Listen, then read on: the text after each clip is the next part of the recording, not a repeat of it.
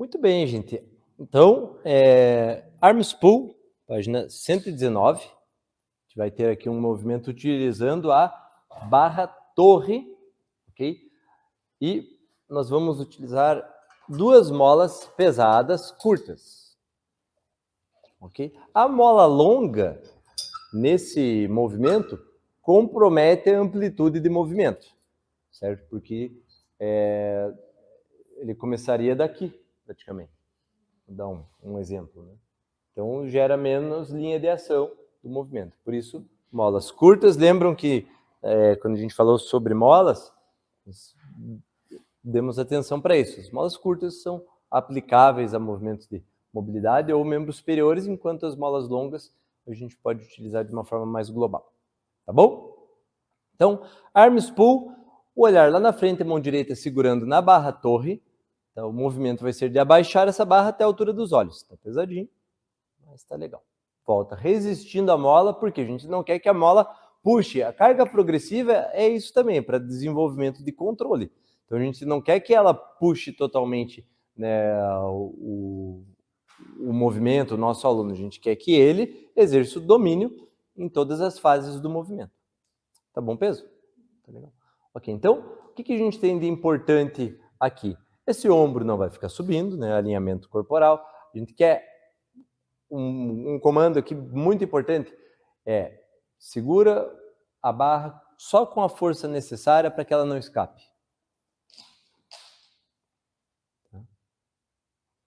De qual princípio fundamental a gente está falando aqui? Precisão. Por quê? A gente não quer que ela desperdice um monte de energia ali no antebraço, espremendo a barra aqui. A gente quer trazer precisão para esse movimento.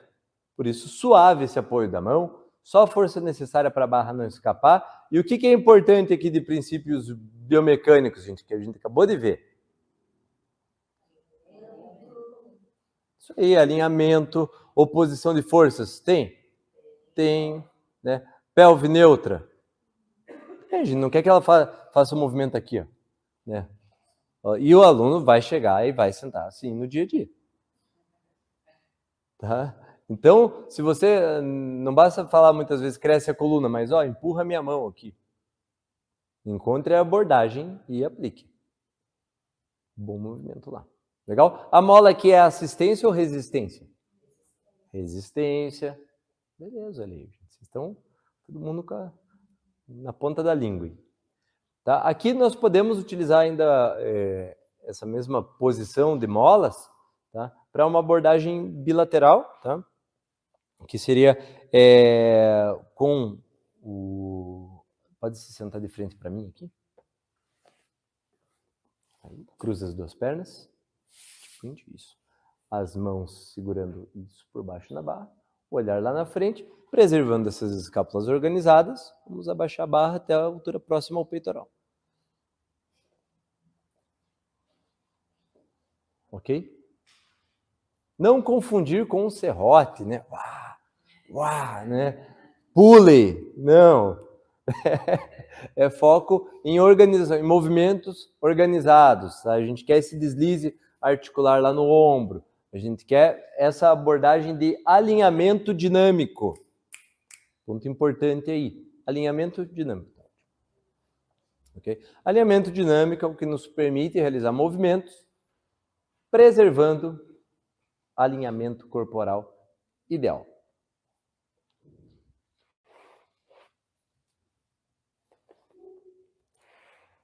E mesmo nesse, a gente também pode, é obrigatório fazer o bilateral aqui? Não. Nós podemos utilizar essa mesma posição para execução unilateral. Vai ficar mais fácil ou mais difícil? Então, é adaptação ou variação? Beleza. É isso aí. Volta sempre resistindo à mola. Falou de mola, gente. Viu mola esticando no Pilates? Você pode usar o comando de resiste a mola na hora da volta. Porque isso inspira mais controle, tá? Mais domínio do praticante em relação ao movimento. E na sequência, 121, Arms Push. Pode ficar de frente para lá. Agora, olha só, vou tirar as molas, pode ficar mais para cá. Tá? Vou tirar as molas. A mola vai vir da onde agora no arms push? Quem me ajuda aí? De baixo? Então, certo, de baixo. O que é importante? Cinto de segurança. Antes ou depois da mola? Antes. Então, vou colocar o cinto de segurança. Aqui nós podemos utilizar uma mola longa, tá? Leve ou média. Ou a mola curta, leve. Sempre a mola mais para leve, porque é um exercício intenso. Então, não vai adiantar. Se colocar a mola azul, que é mais calibrosa, que é mais forte e curta, aqui o movimento não vai sair. Já fica a dica aí, já anotem. Eu estou falando desse aparelho, tá, gente? Então, lembrando que não custa... nunca é demais lembrar, né? Que o mais importante é vocês vivenciarem o aparelho que vocês vão trabalhar no dia a dia. Então, separa um tempo ali na rotina de vocês, todos os dias que você for atuar, chega um pouco antes, separa um tempo, faz alguns movimentos, elabora um repertório, pratica, vivencia no próprio corpo. Isso vai fazer muita diferença na vida profissional aí de vocês. E daqui, pode empurrar a barra lá na direção do teto. Isso. Sempre leve. Sempre as molas leves. Isso aí. E aqui, qual o comando? Tem mola esticando? Então, o que a gente pode falar para ela? Resiste essa mola na hora da volta. Isso aí. Tem segmentação de coluna? Onde? Tem pelve neutra? Sim. Alinhamento corporal? Sim. Oposição de forças? Sim, beleza. Ok. Vejam que, em relação ao movimento anterior, é o mesmo movimento no espaço, né? É o mesmo movimento no espaço. Ela está subindo e descendo o braço. O que mudou aqui? Vetor de força. Antes a força vinha de cima, a resistência vinha de cima, agora vem de baixo. E isso muda tudo. Ok? Por isso, se a gente colocar as duas molas que ela usou no exercício anterior, tá bom. Nesse, mas não sai de jeito nenhum. Por quê? O recrutamento motor é outro, né? Então, aqui a gente vai estar usando bastante deltoides, tríceps, vai ter um pouco do trapézio também operando ali, enquanto no outro a gente tinha porções do peitoral, grande dorsal, que são músculos grandes, bem fortes. Tá? Então, aqui a gente tem essa diferença de molas, essa diferença de vetor de força e ponto fundamental, importantíssimo, nunca esqueçam o cinto de segurança quando a mola vem de baixo. Ok? E daqui pode levantar, daí vai ficar em pé em cima.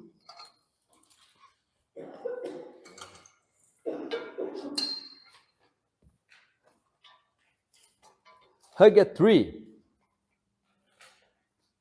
Agora nós vamos utilizar a mola leve, mola curta, leve, com as alças de mão. Faremos uma sequência de arm springs. Pode ficar de frente para cá, de frente para mim, com as mãos segurando lá nas alças. Hug a tree é abraçar a árvore, né? Então, deixa os braços elevados lá na lateral. O movimento vai acontecer através desse fechar os braços lá na frente. E olha só. Suave o apoio das mãos, também é um comando bem importante. Ela não quer espremer a alça, isso dá mais precisão. Vejam como ela fica levemente inclinada à frente. A Day já conhece muito bem esse movimento, então para ela é mais fácil. Só que, num primeiro momento, você não sabe exatamente a resistência da mola. Então, é muito importante a atenção por parte do instrutor para encontrar o ponto de equilíbrio na primeira execução. Então, fecha lá na frente. Aqui, mantém. Segura lá. Na frente. Aqui. Preserva aqui. Deixa mais para dentro. Isso. Lembra que o umbigo quer fugir da camiseta. Isso. Olha só, gente. Segurei. Tornozelo, joelho, quadril, coluna e ombros. Todos na mesma linha. linha imaginária, referência de alinhamento corporal. Ela precisa dessa pequena inclinação à frente, porque tem uma força constante puxando ela para trás. Então, essa inclinação nada mais é do que uma compensação funcional para permitir que o movimento aconteça. Então, não vai buscar, deixa a coluna reta aqui, porque senão não vai sair. Ela tem uma carga que é progressiva, puxando ela para trás. Ela precisa dessa leve inclinação para manter a estabilidade, e agora o movimento acontece exclusivamente na articulação do ombro. Só na articulação do ombro. Ok? Aqui a mola é o quê? Assistência ou resistência? Resistência. Então, se tiver mais mola, vai ficar mais fácil ou mais difícil? Exatamente. Tá? Que nós podemos explorar diferentes bases de apoio, né? Porque quanto maior a base, mais estabilidade você oferece. Aumentando a base de apoio, dá um passo para frente ali. Tá? Aqui. Isso, bem tranquilo aí. Aumentou a base de apoio, vai ter um pouco mais de estabilidade, ok? Se ela fizer com os dois pés na ponta, né, vai diminuir? Vai diminuir a base de apoio, aumentando a complexidade. Então, são algumas formas de modificações desse movimento, que a gente utiliza bastante aí no dia a dia. Reguetri, então, vocês conseguem perceber, né, que embora o movimento aconteça só na articulação do ombro, o todo é importantíssimo. Essa tensão, lembra que a gente acabou de falar de alinhamento corporal? Então, aqui é um exemplo prático de como isso funciona. A gente tem um movimento acontecendo exclusivamente no ombro, mas o corpo todo precisa estar respeitando esse alinhamento. A gente está buscando isso. Pode fechar os braços lá na frente. No boxing, a posição inicial começa aqui também. Tá? Enquanto no hug a gente começa com os braços abertos, no boxing os braços fechados, preservando já essa pequena inclinação. Muda a posição das mãos, como se tivesse, olha só, gente, como se tivesse uma mesa aqui embaixo dos seus braços. Você vai dobrar um dos cotovelos, leva a mão na direção da testa e faz essa troca, alternando o movimento, boxing. Então, a gente quer estabilidade do ombro agora. E o movimento acontece em qual articulação? Cotovelo. O que estabiliza? O membro superior? Ombro. Então, a estabilização está no ombro e a mobilidade está no cotovelo. O movimento está no cotovelo. Certo? O que é comum aqui? O aluno ir perdendo esse controle, fazendo o movimento para baixo, abrindo o cotovelo lá para a lateral. Né? Então, são vários tipos de compensação. É um exercício que exige bastante consciência corporal para manutenção dessa postura aqui, que nós podemos também realizar ele de forma bilateral. Então, vai fazer os dois juntos. Isso é uma adaptação ou uma variação?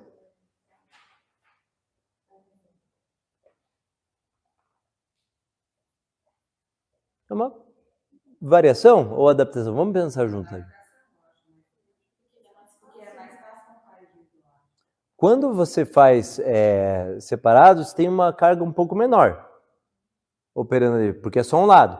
Porém, exatamente. Porém, a necessidade de controle é maior. Tá? E aqui, lembra, não é francesa lá, não, eu gosto de trazer muito esse exemplo, não vai ter uma carga tão intensa a ponto de gerar fadiga muscular, e no final ele está com um desgaste muscular tão intenso. Por quê? Foco no controle motor. Então a gente entende como uma adaptação, porque você vai estar com os dois membros se autorregulando em relação ao controle da estabilidade. Beleza? Pode manter lá na frente.